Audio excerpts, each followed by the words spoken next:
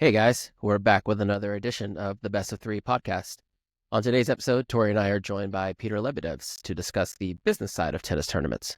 Peter is the tournament director for the upcoming ATP Dallas 500 event, as well as the head of tennis operations for GF Sports and Entertainment. He was also the tournament director for previous GF ATP events, such as the Atlanta Open, New York Open, and Memphis Open. Without further delay, let's get to it.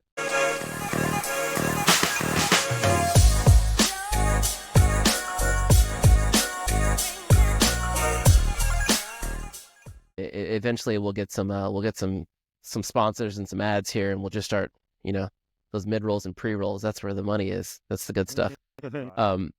So Peter, you mentioned obviously it's about mid-January right now when we're recording this, and that means Dallas Open is starting about 2 weeks out right now, right? Right, February 1st through 9th. So we've got about 15 days, 15 Okay. days. All right. What is as tournament director, what is your, as you start getting into the 2 week window, what do your responsibilities look like? What are the things that you've got your eye on right now? Right now we've got the player field, so that side of it's pretty well covered. It's making sure that we're prepared for when the players arrive. On a new venue that we're going to, Ford Center of the Star is great, but we've never done it. And we actually haven't even started building the courts or even the VIP seating structure.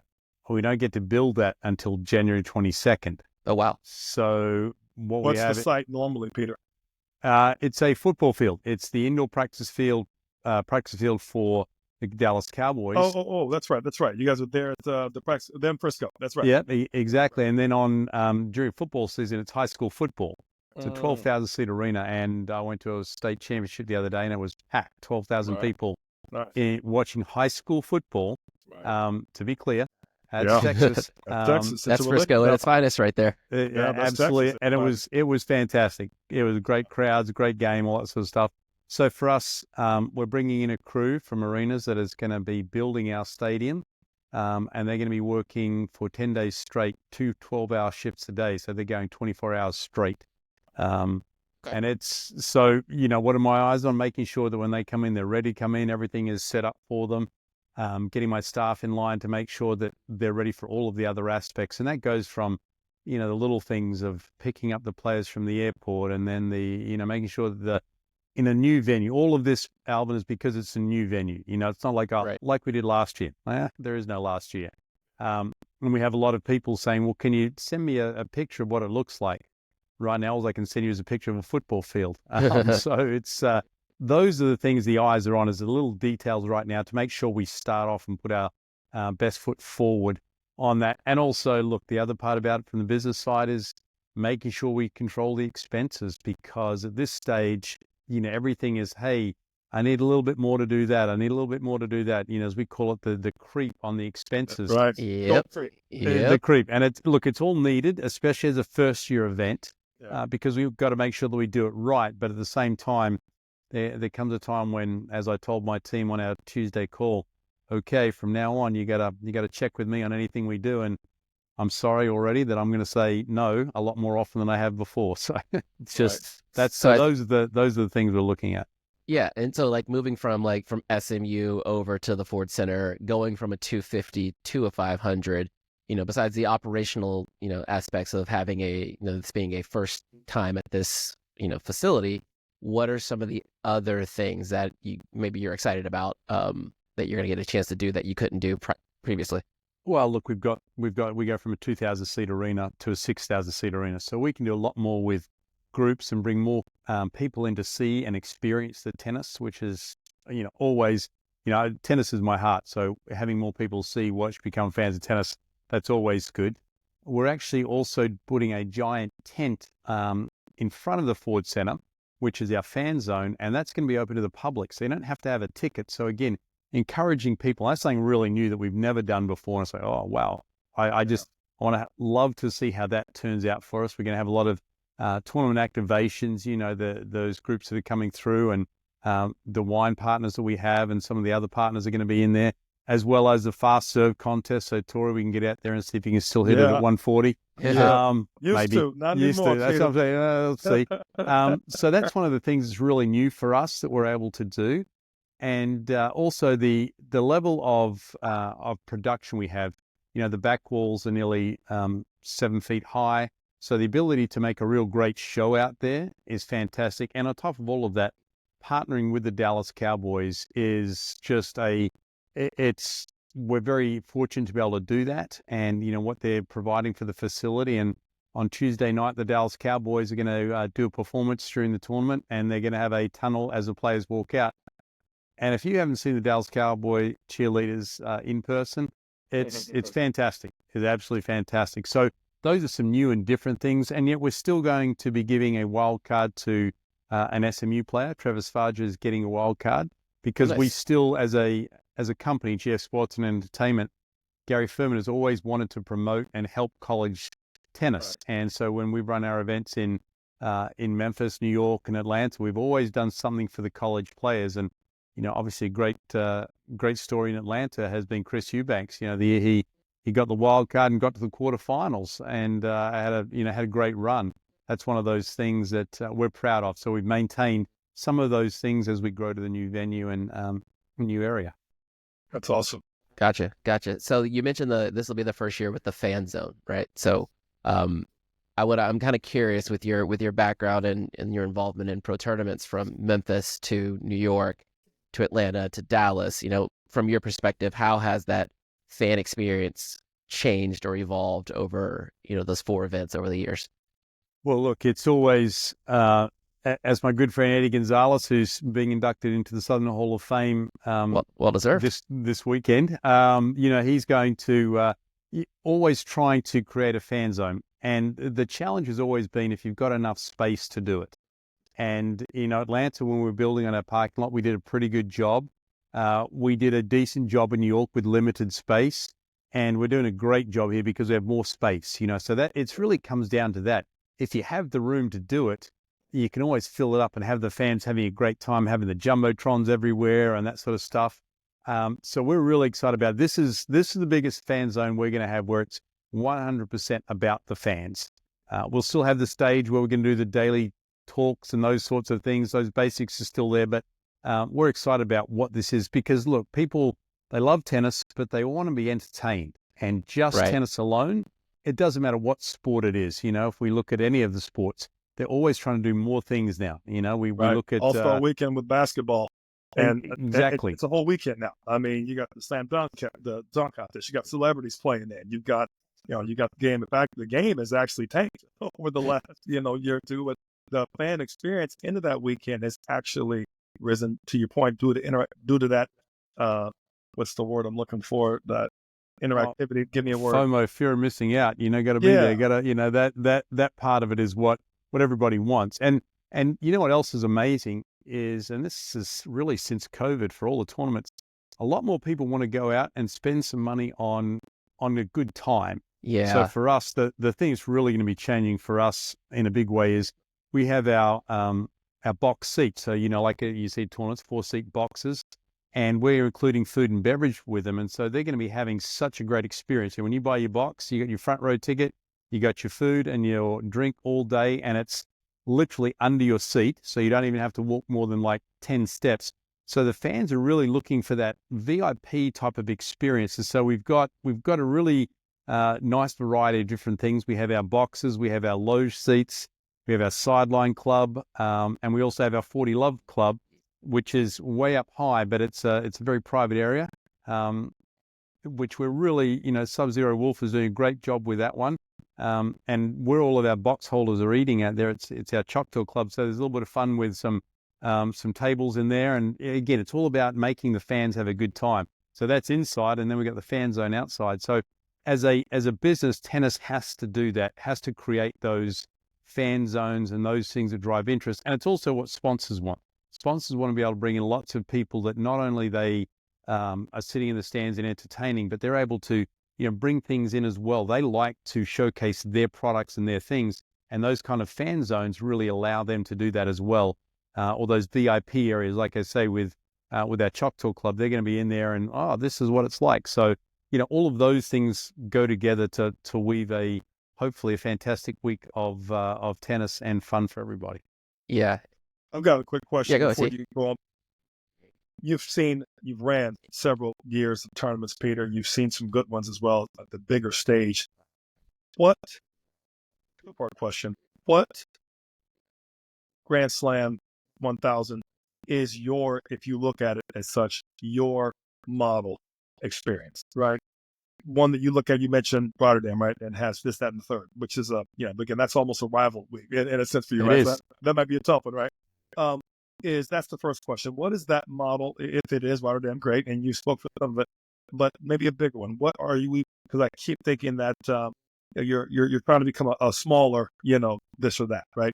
And then the second question, maybe a little bit more open-ended. What sport does tennis need to continue to emulate with its fan experience, with its with the format so different, right? But will we ever soccer's teaming right now, right? On some stuff as far as the leagues and you got your country league, you got Champions League and so on.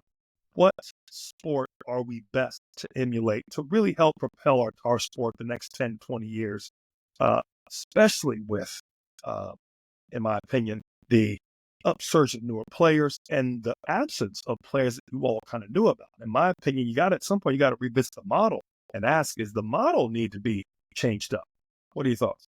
Look, every tournament is so unique. To say one is there are parts of every tournament that you want to have. So I would say, like, for instance, Indian Wells, you go out to Indian Wells and where the players hang out there on the big grass turf area out there, and then the fans get to sit there and watch them. I want to take that from that event. I want to take we're talking about Rotterdam, the player experience for their food and their lounge and what they were doing. I want to take that piece from it. It's a case of taking those things in Miami, their activation area down there with the giant, the activations, their triple story deck with one of their, I think it was a tequila partner, it's terrific. So I don't know if there's any one thing. What I've done with our team is we've started traveling with our VP of marketing, Justine Pletnick, and really, because she's not from tennis, she comes from Philadelphia, working at Spectrum, where she was over multiple sports. So she comes with a different lens, which is great, right? Because that's what we need. Actually, exactly. Because I'm an old man. I think one way, and it's black and white, and you got to dot your I and cross your T. And she's like, well, we can make the T bend a little bit, can't we, Peter? And that's what we need. Right. And it's interesting you talk about sports that we could emulate. I don't know if there's, again, one thing, I'm sort of hedging my bet here a little bit, but one sport that I look at, and it's not well known in the US, is cricket. And cricket was probably more traditional than tennis. They'd have a 5-day game, what they call a test match. Those tests, and after 5 days, it could end in a draw. What sport do you play for 5 days, end in a draw? And here's what came out of it. They ended up trying to, how do we make it more fun? Well, number one, you got to shorten the length of it. So they came up with this program called One Day Internationals, and they put names on the back of players. They put them in colored uniforms. They did it at night, which had never been done before. And the traditionalists, oh, this is terrible. Well, guess what? That was a home run. And so then said, let's take it one more level. Let's make it a 2020. And so now you can do it in 3 hours. And I went to a 2020 game back home in Australia a couple of years ago, packed, because you got 3 hours, it's activity, you've got all the things. So we need to look at our sport and make sure that we can control the sort of the atmosphere of it and the timing of it. Because look, the Grand Slams with their 3 out of 5 sets are fantastic. You don't want to touch that. That's traditional. But I think we need to look at it, and the doubles has done it, the no ad and the tiebreakers for the third, because we want to get into a format that people can absorb and enjoy enough of. So I think we need to look at that. I don't have the answers, but I do think we need to look at it because, look, let's be very clear. When football plays and it's kickoff at 12:01, that boot is in the ball at 12:01. Tennis, walk on as it's 12:01, but then they got to change their shoes and then they got to do their water and that. So TV doesn't know when you go on. TV could be anywhere from 12:07 to 12:20, and TV, every minute is accounted for in it, and that's so we've got to become more TV friendly, broadcast friendly. We've got to, those are the things we've got to keep working on for us to do. And look, I can tell you that there are things being worked on by the ATP, WTA, and all the slams. They're trying to work on some things. So I think over the next few years, you're going to see, as a sport, all of the leaders are getting together and trying to make things happen. So I'm encouraged by what we're trying to do. It doesn't happen overnight. That's the, like anything in life, it doesn't really happen overnight. So, but we as a company, by upgrading to that 500, we believe in the product. We believe in in creating that more a product, raising the value of the product and giving the opportunities for people to see the best players and keep doing that more. So, we believe in it, and we think it's going to happen. What is the process? You mentioned, the recent upgrade to the 500. So what is the process of, obviously, Dallas to run, our beloved Atlanta Open had to die. That's a hard word. That's a hard word. We all feel a way about it, but what was that process going from a 250 to a 500? What does that look like? Well, as the ATP is trying to increase the premium products out there in terms of tournaments, so they said, all right, we want to take some 250s off the schedule and create two 500s. One can be in February and one can be in April. But there were some requirements, and you had to own two tennis tournaments already, or operate, or whatever different word you had. So we said, okay, we'll put our bid in, and we partnered with the Cowboys to put a bid in. This is nearly 2.5 years ago. Oh, wow. Well, there were 17 bids for those two spots. Oh, wow. So there was no chance we were going to, I should say no chance. There was no expectations that we were going to get it. There was some, as you can imagine, some amazing bids from around the world. The one in April had to be in Europe. The one in February could be in any part of the world. So in the end, there was lots of back and forth, the ATP with the board, the players board and the tournament council, and trying to come together. And in the end, there were so many great bids. They gave two 500s in February, and then they gave one in April. So we were lucky enough to be one of the three out of the 17. But to do that, they had to take off the 250s. And so Newport went away as well. Right. You're going to see it, not this year, but I think it's in 2026.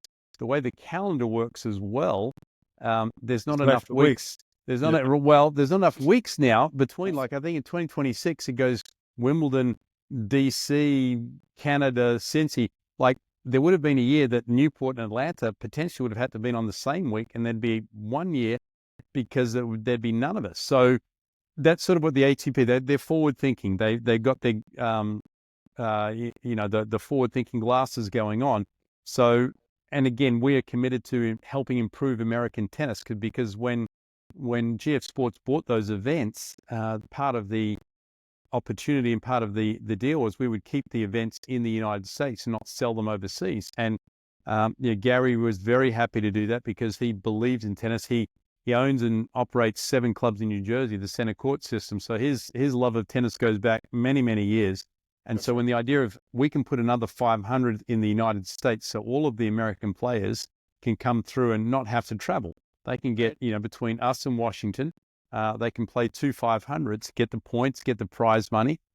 So it was really, a combination of things. But at the same time, we didn't know until, the nth hour about 18 months ago at the US Open is when it finally became official that we were going to get one. So it was bittersweet for Atlanta for us to leave. But I'll be honest, I think the fans really celebrated this year. And, we tried to make it a celebration of the event of the years. We're not leaving because it wasn't successful. We're not leaving because the fans didn't support us and the sponsors weren't there. We left for one reason, and that was because it was required to move up. And everybody says, well, why didn't you move that to, Atlanta? Why didn't you upgrade? That wasn't an option. It had to be in that time. And we happened to have an event in February that, again, was pure by chance. But that's how it came about. There's a lot of work. Outdoor event in Atlanta in February, by the way. That would be a tough crapshoot. No, I think even back in the day when it was in April, it was still a little bit of up and down, when it was the old AT&T Challenge back in the day. At the Atlanta Athletic Club, I think it was, right up north there. Other club, yep. I'm not Yeah. sure if that's good or bad that I can remember those things. We all do. That's how Uh, old we are. But I yeah, remember that's okay. I remember watching Malavia Washington play there. So it was that Yeah. was one of my first tournaments as a kid that my dad took me to. So That was fond memories. big stuff. Big stuff. That was those some fun times. You know what I mean? Peter, is tennis from your seat, tournament rev, attendance, etc. Is it increasing? You mentioned the commitment that the owners have, which is awesome, by the way. He's got a vested interest, and God bless him for that. We need more of that, right? In here in the States, is it getting better year over year? I know that at the end of the day, there's a business end of it. You got to make sure that's everybody looking at bottom line and year over year and year to date. And is it improving? Are the comprehensive nets at the end of those tournaments continuing? Is New York outperforming this one? I know this is a new one here. And, without getting in the weeds with the specifics, is it getting better? I believe so. If you look at almost all of the tournaments, their ticket sales have all gone up over the last 3 or 4 years. Again, everybody's adapting, creating more of those VIP opportunities in that, and making sure they get the correct players in there because all that player field. But look, the business is going up. TV is becoming a bigger factor globally, not so much necessarily in the US, but globally. Tennis is the number sort of 2, 3 sport in the world. So, there are a lot of positives, but I think just about all of the tournaments are seeing improvements, year over year. It does still come down to if you have your title sponsors and your sponsors, and you've got to keep creating a value proposition for them. But there are enough sponsors out there that are coming forward and supporting, and the sport itself can provide those opportunities. But overall, the tournaments, are improving. They're not improving, hugely necessarily, some better than others, but the trend is upward. So I feel good about our sport. I really do. And the changes that are happening, the thousands events going a little bit longer. So we have more days of that premium event, having another, 500, there's only 16 in the world, but having another one in the US helps that premium product in the United States and create that interest. And then on top of that, look, we've got a great crew of American women and a great crew of American men coming up right now. The Lerner Teen just beat Daniil Medvedev at the Australian Open in 5 sets. Now, Yeah, that was wild. That's a huge win for him, obviously. And so he's a guy he's a very young guy. He's only 18, I think. And so he's coming up. And then we've already got our other guys, Taylor Fritz, career high of number 4 in the world. And I was there in Turin when he, got to the final. Fantastic. So as we have more star players in America and that, it's definitely helping our product and making it people are seeing it more. So I think overall the sport is in good shape. Yeah. We've got to always watch the pennies and the dimes, Sure. No doubt about it. But I think tennis is in pretty good shape. You mentioned, Torrey mentioned or asked earlier what sport is tennis kind of trying to emulate right now from the live experience. And it got me thinking about the ones that were mentioned, Indian Wells, Miami. And I think both of those benefit from their topography, right? They're both outdoor events. They both have these massive layouts, right? And I think the tournaments that I've been to, whether it be Miami or maybe not so much Wimbledon, but the U.S. Open for sure, they give this feel of you're at a tennis festival, very very much so like a music festival, right? Whereas a music festival, you can go see the bands perform, but also in between time, being there is a good time. So I'm curious as to like the challenges that you guys maybe have seen, where like Miami is outdoor, it's fun, the weather's great, but I've been to Turin, and I've been to the Paris Open, the Paris Masters. I was there this past year. Okay, this year. Okay, this year, that's yeah. New, is it, No, that this is their wasn't last new year in facility. Bercy. Okay, Last year in Bercy, yeah. Yes. So I'm a tennis junkie. I'll watch tennis anywhere, but indoor tennis is not. It's not fun. It's not. It doesn't give you that festival feel, if you will. So how do you guys combat that? I know the Ford Center is a brand new facility, but how do you guys combat that that aspect of it? Look, you've got to get a little lucky. Have a great match. That's number one. You've got to have more activation. So, like as I said earlier, our backwall, our digital backwall is 7 feet high. I can't remember. I think it's 2.5 meters. So it's a much higher. So we can create a show on the court. Like if you look at the Australian Open right now, their backwallers doing things and making it fun, making it interactive, doing things on the court. So we look at a sport like basketball. What happens on every timeout? Something. Shoot out T-shirts into the crowd, whatever it is, cheerleaders come out, whatever, shoot a hoop or something.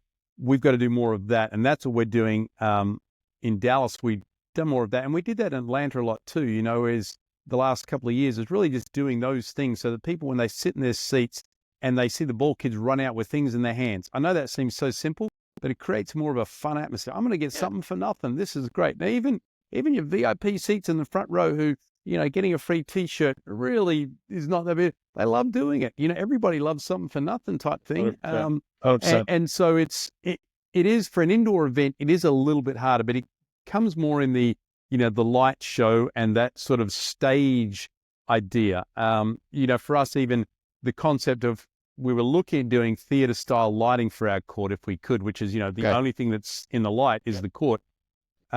We weren't able to do it this year. It's a very expensive, and it's a time thing as well, because we don't have the venue, for a month in advance, 2 months in advance to put all these things up. But that's how an indoor event does it. And I tell you what, if you want to go to an event, Alvin, go to Cincinnati. What they're doing in Cincinnati and what the new ownership group there from Ben Navarro and what Bob Moran is doing and the plans they've got, it's gonna be one you need to go and see. That they're one really doing some improvements. That one for the eludes fans. me just because of the time of year. It's like usually right around when my kids start school, so it's that's a tricky one. It's a tricky one for me. But just sneak up there for a day. It's I'm a big fan of, hey, I'm a go for a day kind of guy. I go to Miami for a day. I'm coming to your event for a day. I'm gonna sneak out to Charleston for a day. Australia, that was a week, but not. You can't sneak to Australia for a day. Yeah, it takes 2.5 days to get there. A quick trip is it's like 7 days. But like the one thing you did mention about being able to use the lights as a unique feature, I will say that was a positive of the Paris Masters event, in that I got a chance to see Impeshi Pericard play, and you mean you got to see him serve? I saw him serve. Francis, I always say he moves a lot better than you think for a 6'8" guy. No, he does. But between himself and I think Arthur Feast played the match before, in front of a French crowd, I was telling, I think my wife was next to me, I was like, I've never heard a tennis match this loud. It got really, I love it, really loud. So that is unique. You can't really do that unless you're maybe in Arthur Ashe or something like that. But I think that's the other side of the coin. Yeah, you want to create that your natural vibe in there. And when 2 years ago when we were at SMU, John Isner was playing Wu Yi Bing in the final, and we were it was a third set tiebreaker, and I think we're at 7-all or 9-all or something, and everybody in the crowd just started stomping on the stands. It was like that, so they weren't doing it for somebody; they were doing it for the whole sort of atmosphere. And I was standing next to someone and said, that sent shivers down my spine, because that was people getting into our sport. And even though, look, John lived a mile away, not even a mile away from SMU, and still does. But they were just enjoying the sport and the spectacle and that sort of stuff. And that's, as you say, you want to create those sorts of moments when it's loud. And again, I mentioned Eddie again. Eddie and I both like, hey, we should have more noise. We should have more fan interaction. You can't shoot a free throw without somebody yelling and screaming. Tennis, we have to be really quiet. I'm not saying we yell and scream, don't get me wrong, but we need to have a little bit. And again, as the rules makers are allowing a little more free movement during play. We actually, one of the things we did at SMU last year is we had food and beverage delivery to every box seat in the venue. During the matches, during the points, these guys were taught to stay low, keep underground, not disrupt play. And not one time in the entire event did we have the umpire say, oh, please stop. And everybody's getting food delivered to their seat. Yeah. It was, we had to tell the umpires and tell the players ahead of time, guys, if you see a little bit, don't panic. And players were great. They loved it. So it was all good. It keeps butting the seats, what I mean? Exactly. Because look, if you guys if you ever go to Madrid, Alvin, I was lucky enough to go there this last year, and Gerard does a terrific job there. and people complain about sometimes early on there's not a lot of people in the seats. Right. You wouldn't believe the VIP restaurant experience that's happening on the back side of it. I see why people are taking their time to get to the seats. It's like I think it's a 2-story, 17 restaurants that are spread out there. You know, your VIP package is great, and it's where everybody's hanging out, and it's really good, but they're not in the seats. So there's sort of this trade-off. You know, they love doing it. They're a part of the event, but they're not in the seats maybe in the first round. Is that good or bad? But the TV, the optics aren't so good. Right. Yeah, you know, so it's always this, you know, and you can't have that many seat fillers on site, you know, like they do at the Academy Award shows or something like that on TV. But Well, you got a couple. You can fill it up with some junior academies if you can sneak those kids out of school for a little bit. You absolutely can. Look, and I think you just actually mentioned something that I think that should happen more of. Coaches should take, you know, they do all of these clinics, all this stuff. If there's a tournament around your part of the world, you should say, okay, I'm going to take my, you know, $50 lesson that I get one time. I'm going to inspire these kids. I got into tennis from winning free tickets from a radio station around the corner, and I went up to the West Australian Open. Ray Ruffles played Ross Case, and Ray Ruffles used a green Yonex OPS racket. I thought it was the coolest thing. I love the sport. That's how I fell into it. So I think more academies in those places need to do these inspiring things with their kids. Take them to a tournament and look at the practice courts. Like for us in Dallas this year, when you're there, you're going to see all 4 practice courts. You can stand right behind them. Oh, that's fantastic. You know, and you can like watch those, you know, giant serves, watch those guys move. All of those things happen.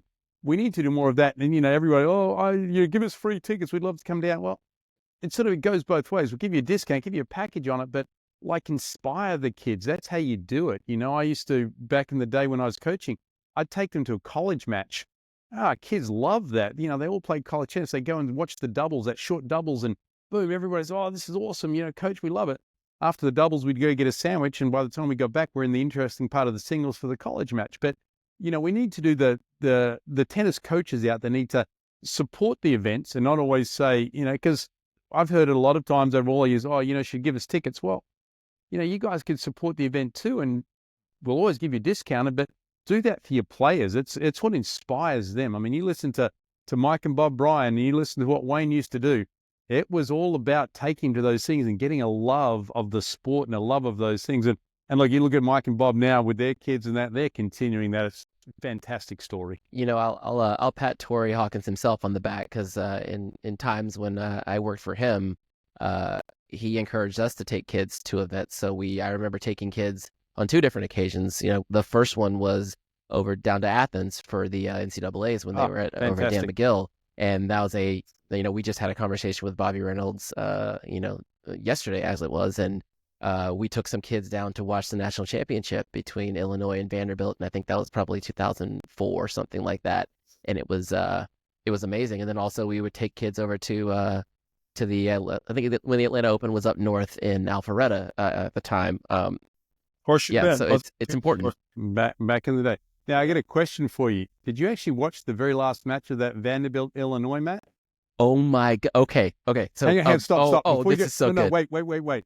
I coached the kid that played for Vanderbilt in the deciding match. No, okay. So this is perfect. So I'm standing there. I'm right behind court 3, right? And Bobby was standing right next to me because he finished up on court 1 already. Yep. And so we got that straight line sight down to court 6, right?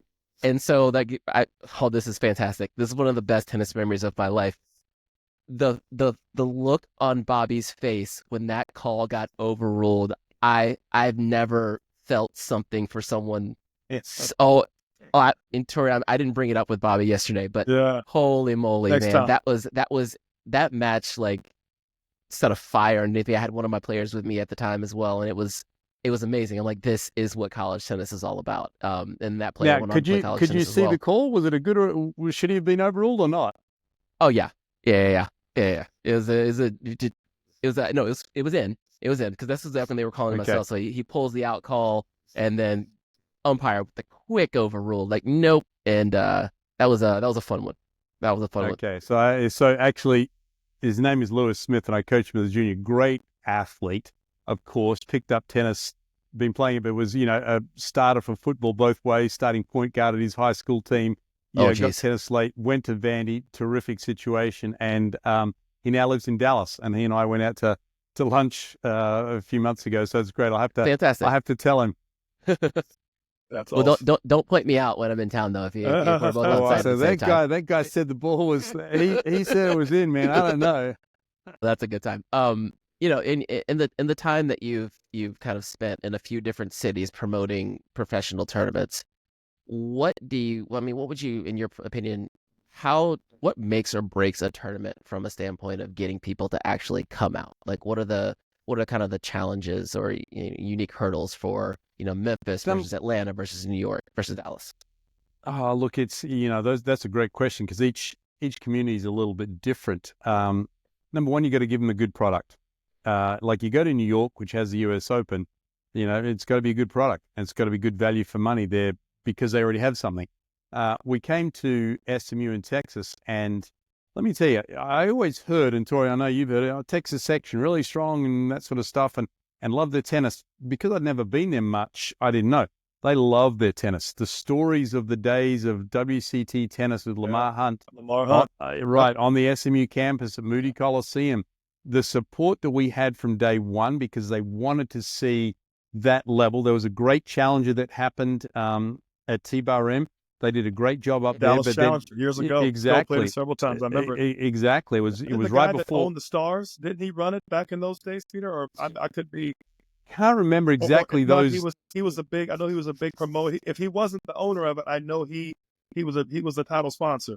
They did a great job. So when you come there, the market loved tennis, and it's been growing ever since. And then we've got to continue to put out a good product of doing those things. And Atlanta, the same thing. Atlanta is a smart tennis crowd. So, we ended up creating the women's event that we started doing, and then bringing in Venus and Jeannie for year one and doing those things, and then adding in some VIP seating. So you've got to look at your crowd and sort of figure out what it is that you can do, and not try and be arrogant and say, this is how we do it. Okay, this is how we did it here. Well, we're up here now. We got to do it a little bit differently. And I think those are the things in all those cities. But Texas has been terrific for us. They really have embraced it. And there hasn't been a person that, hasn't said great things about tennis, period, which is, always good for us. And Atlanta was the same. The Atlanta tennis people, as I said, very smart. So you couldn't pull the wool over their eyes and try and sell them something that wasn't good. The hardest thing for us as tournament promoters, though, is, we promote a player. And we did it this year in Atlanta. We promoted Venus, and Venus was coming, but she hurt her abdomen. Right. And, she was unable to make it. And she pulled out of some things she's having to do at the US Open as well. But that happens at the last second. And then the amount of times online people say, oh, you guys, traded out. You promoted this and that didn't happen.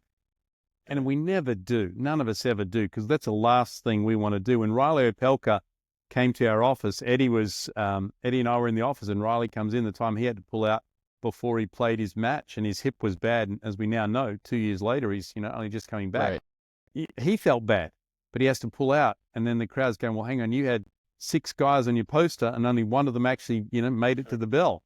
And we're like, I promise you, they all wanted to be here. They're all trying to be here. And so that's the biggest thing. And all you have to do is a couple of years of, negative stuff like that, which is out of our control, and it can hurt the reputation of a tournament. But that's something out of our control. But at the end, we know that if we keep trying to do it and do the right things, and, like when Nick Kyrgios couldn't play in Atlanta his last year that he came there, couldn't play singles. And he came out and he said sorry and all that sort of stuff, which is terrific because that's always hard for the players. But then he stayed and played doubles. And, of course, Atlanta doubles, him and Thanasi Kokkinakis winning Atlanta, what a great way. He stayed there, didn't leave early to go to the next event. Right. And that's when Thanasi lost to Andres Martin.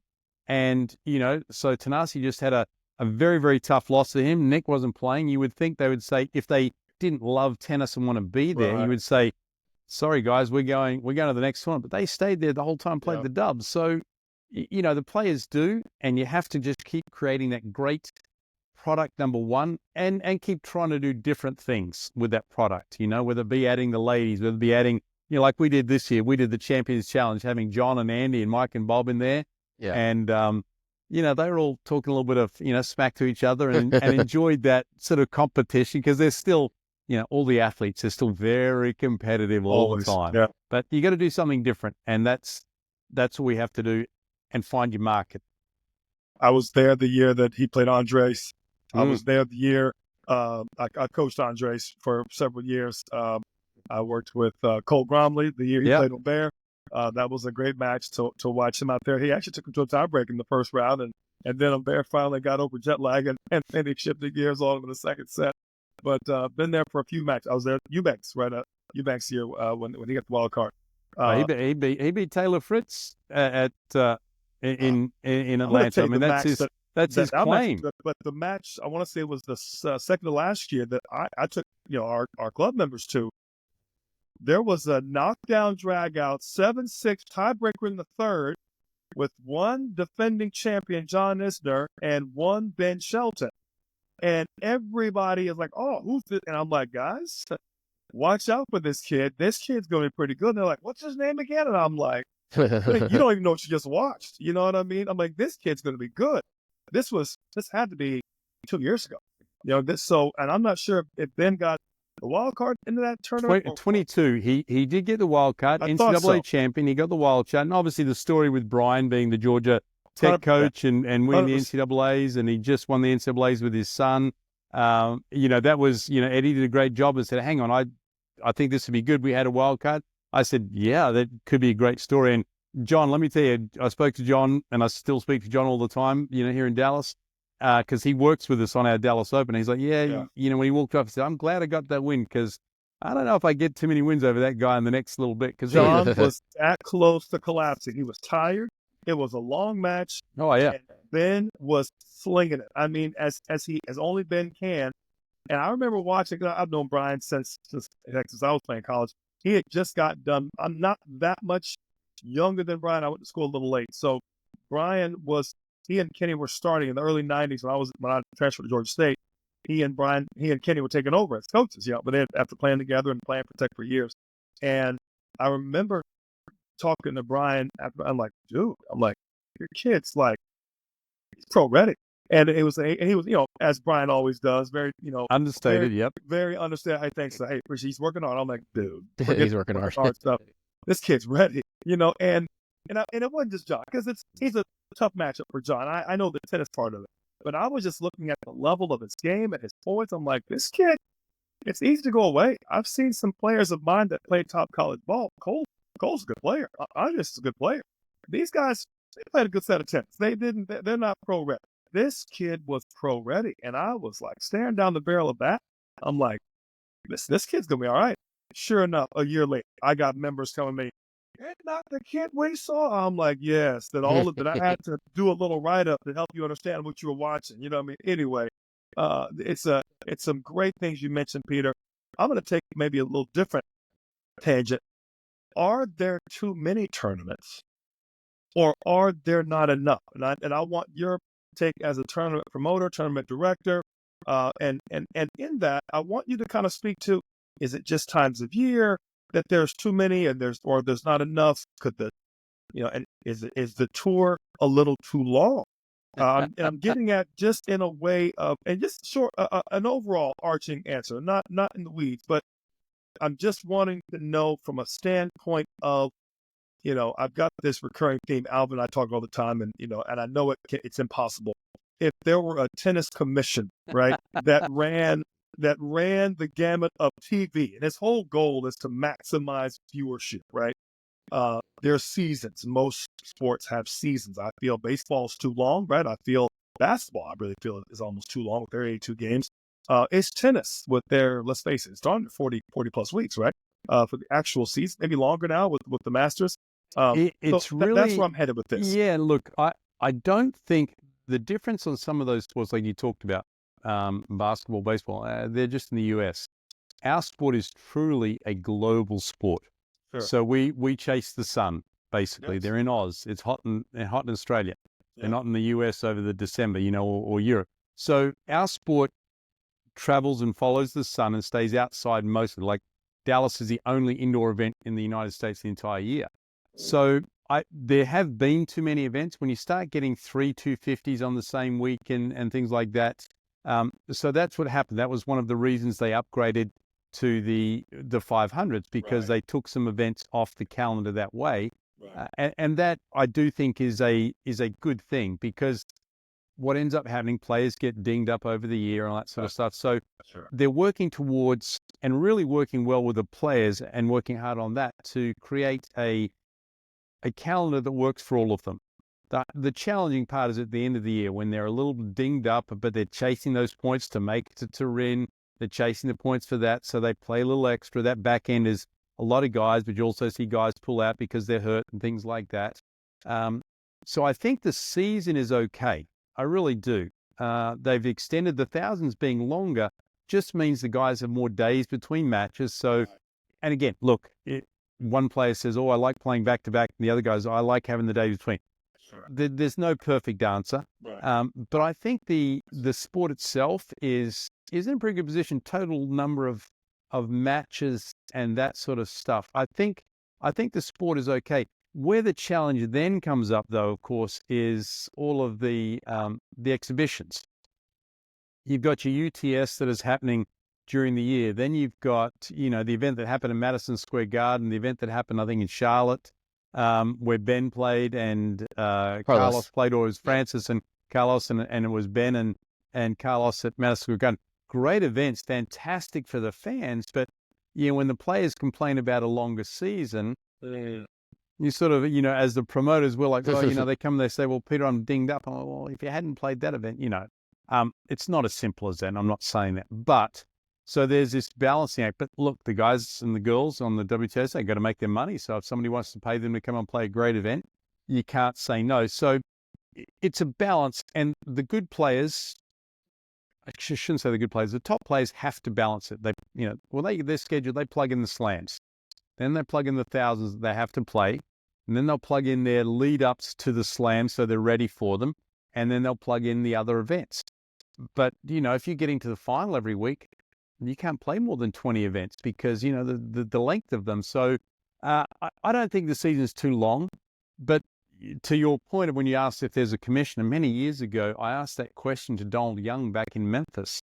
And the funny thing is what Donald said, which I was not ready for his answer. He said, "I wish you used the same ball every week. That's what I would do. Uniform the ball." And the ATP, listening to the players and the problem, they're actually doing that now with their unifying swings of tennis. Like, for instance, this swing that we are a part of in this part of the year, it's going to be a Dunlop swing. And they've taken all the manufacturers and asked them for their input and things like that.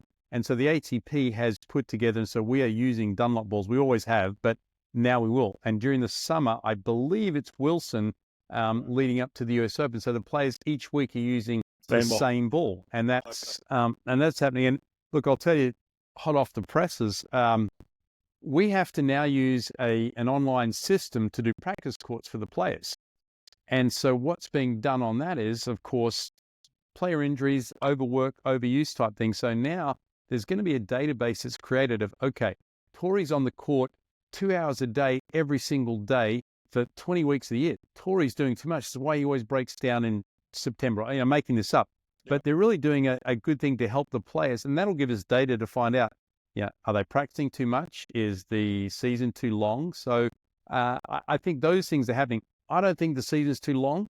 I think we're cutting it down to about the right. Previously, it had been too large and there were too many events fighting for the same players. But I think we're getting very close to a good mix because we truly are a global sport. And that's what people don't remember. That's why for us, COVID was out for us in our sport. These guys, I've got 14 different countries represented in my Dallas Open. Out of the 32 guys, there are 14 different countries represented.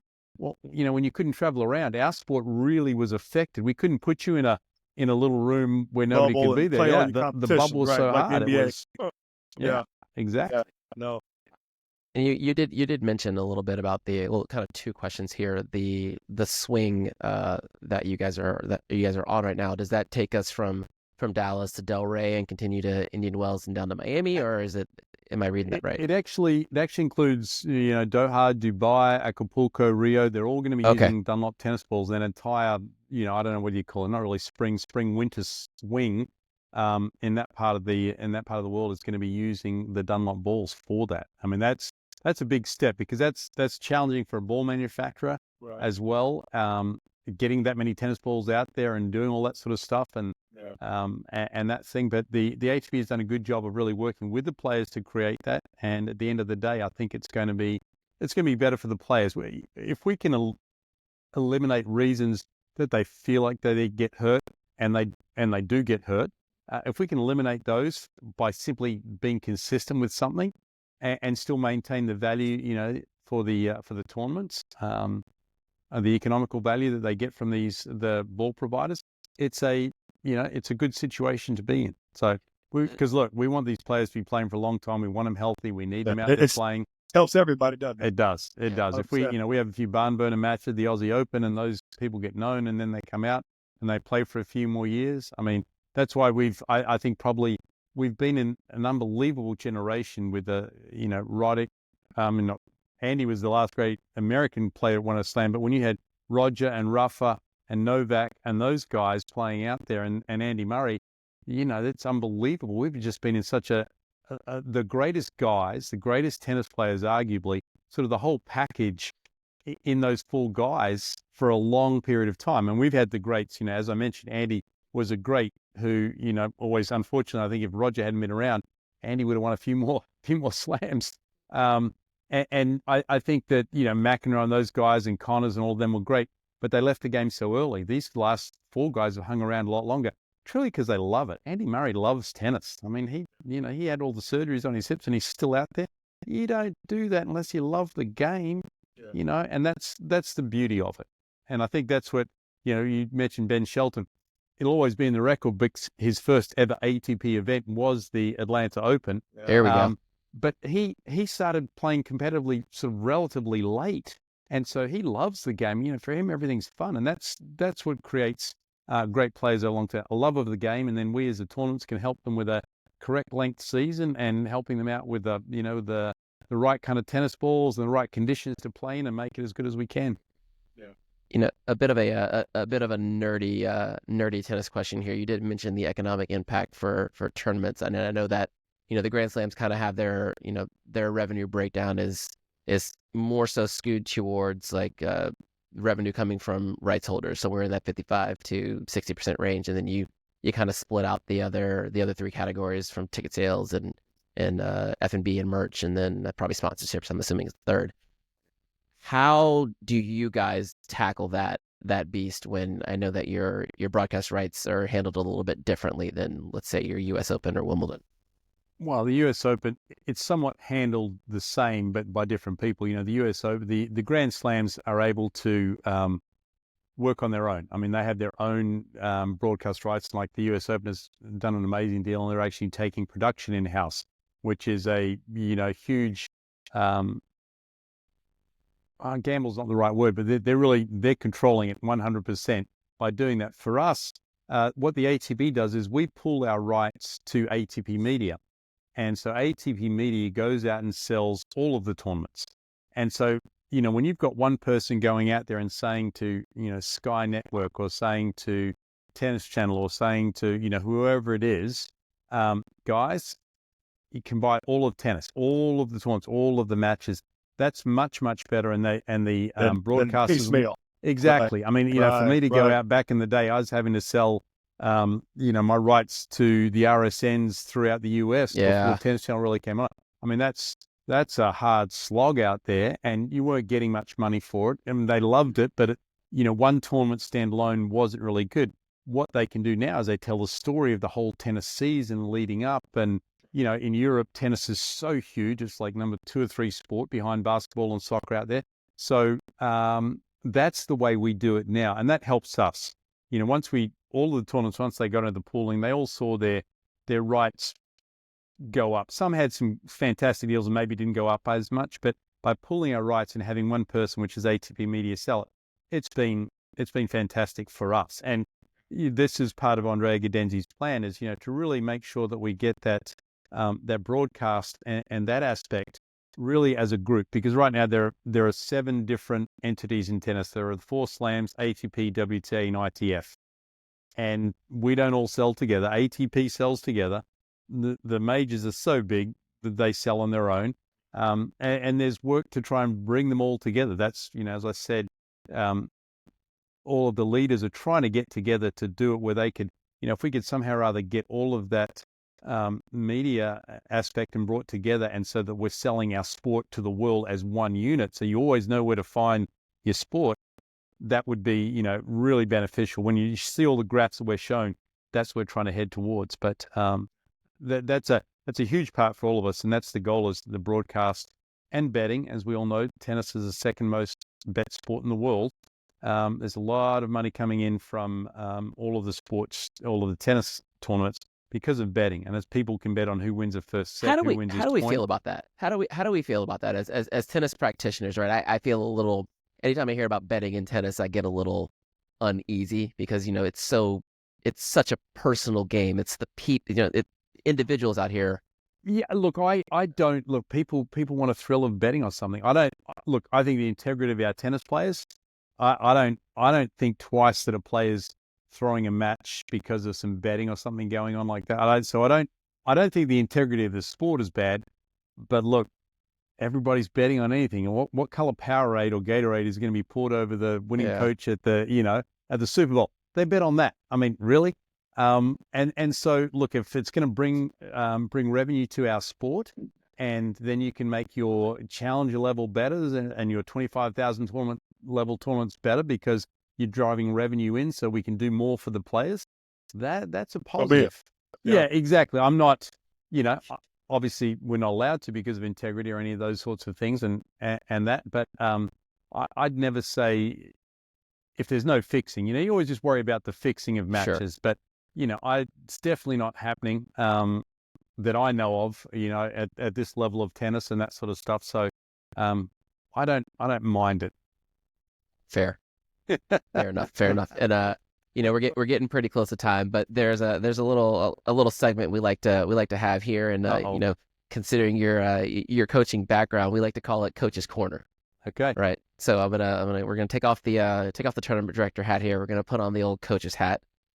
We had a very insightful conversation recently about some of the changes that we're starting to see, specifically on the men's tour, right? As your Zverevs and your Medvedevs and your Casper Ruuds are starting to get into their later 20s, they're starting to, what we feel like, is represent the, they're the youngest version of the old style of tennis, if you will. I'm going to say old as in like in the last, the relics of the 2010s, if you will. Yep. And what we're seeing now with, Carlos Alcaraz and Jannik Sinner and their ability to really turn our sport into a bit of we call it video game tennis, right? Over the last 4 years of, Alcaraz and Sinner being, very prominent in the sport, you're starting to see the wave of youngsters who were in juniors when these guys hit the scene. Now you're seeing them do their thing with the Yao Fonsecas and the Jakob Minsiks and even, to a certain extent, Leonard Teen, right? What do you think is the underpinning of the way that these guys are choosing to attack this style of tennis? I mean, its natural athleticism is improving. They are better athletes than they were 10 years ago. Now, I'm not saying hand-eye coordination and that sort of stuff, because that's not the same. But, these guys are, the average height now, I think, is probably about 6'4" or 6'5". That's a better athlete. They get about 20 more pounds on them. So as they're better athletes in any sport, they just hit it harder. They move faster, all of these things. So I think that's what's happening. That's why the game develops, on its own. Somebody comes out doing something a little different. And it's the athleticism that has changed so much. I mean, when you look at it, and look back in the day, Lendl was the first guy that did all the super training and became super fit. Well, and then everybody had to get fit. And then, I always look at this. This is a funny thing. Have you ever seen Novak or Roger or Rafa's off-court training videos anywhere of what they do? No. That's their secret sauce that makes them who they are. Roger did one thing one time, I think, where he was with his trainer, maybe a 45-minute video. Yeah. But look, they're all becoming better athletes, and that's where it is. And Pericard, who's serving that second serve of his, man, when you're averaging, 142, I think, was his average second serve speed or something? That's just a guy that says, I'm this tall, and I know that I'm going to make 1 out of every 2 balls that I hit like this because biomechanically I'm better. And that's the other thing. Tennis was late to the idea of, videoing and doing all that kind of analysis. And that's why now, more of the shots are looking more similar. And golf, look, they all look the same almost now because they're just going to the correct biomechanics and those sorts of things. So I think it's the athletes have just changed the game. And the next wave of athletes, I don't know what they can do, but I'm always amazed. I didn't know you could swing that hard. I didn't know a guy of Sinner's height. Faster, I guarantee you that. That's exactly what it is. I mean, you look at Riley Opelka hit a on the run backhand down the line the other day in his match at the Aussie Open. I mean, Riley's 6'11", 7, and he is moving like a cat. Back in my day, I'm 60, so that's a long days ago. Give me a 6'6" guy, 6'5" guy. He couldn't move. He was clumsy. Great, lob him all day because he couldn't move backwards. Yeah. Now they're cat-like. I mean, Ben's another example of that. I mean, Ben moves and does things, and the speed his arm is so lively. So, I think it's the athleticism that is, from me, that's changed and allows the guys to, they can hit more spin because they can swing that racket faster. So, the athleticism, that's the coach's aspect. I'll take it. Torrey, anything you want to add to that? I don't. I love hearing his take on it. He's Peter, you see a lot of the tennis at the top. I see obviously a lot more juniors, and I compared to the top, and 15, almost 20 years ago, I was at all the tournaments. You know what I mean? When right. With Sko and Jamie and obviously Bobby and a little bit with Brian. So with Haley, so are now USTA president. Absolutely. All hail the chief. So it's I've seen, and then over the years, obviously, you kept your toe in it, but not necessarily. You know what I mean? I think I've ran more tournaments than I have been to tournaments, in the last 10 years. But I think it's something that I love hearing his perspective. I was catching with Peter at the Atlanta Open this last summer and was just talking about things and just kind of looking at it. So he's seen a lot of it, and I think his take is spot on. And I always like getting a different take. Whether I agree or not, I love his answer. That's right there. If we all agree, it's not good. And you see the special things with those players. The thing that they need to focus on, all of the great players, is they focus on the process and not the outcome. Yeah. And that's the biggest thing. They're not out there to try and win the match. They're out there to improve their serve. Yeah. They're out there to improve their backhand. Oh, and if I do that, I win matches. That doing those little things, that's the other thing the great players, they're not talking about. When I was in the locker room, I took a player to Wimbledon a couple of years ago, and she qualified and won around there, so it was great.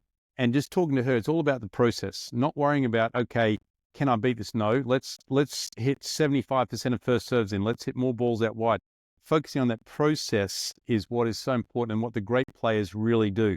They're not looking to win a match in a sense. They improve on those little things.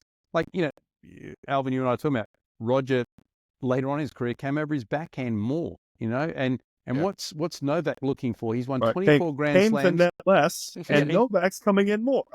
Coming in more, and he hires Andy Murray because he's looking for something more. Even at this stage of his career, he doesn't think he knows it all. He's like, how do I be a better athlete? How do I be, and I think probably more than anything, how do I be a smarter tennis player? Because that's the other thing about it.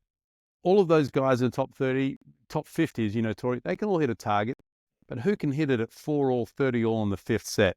That's the guy that has the confidence and has a process. I'm going to hit the target, not, it's 40-30. They're like, I'm hitting a target because I want to. And that's way easier said than done. Believe me when I say it. I'm acting like it's blasé.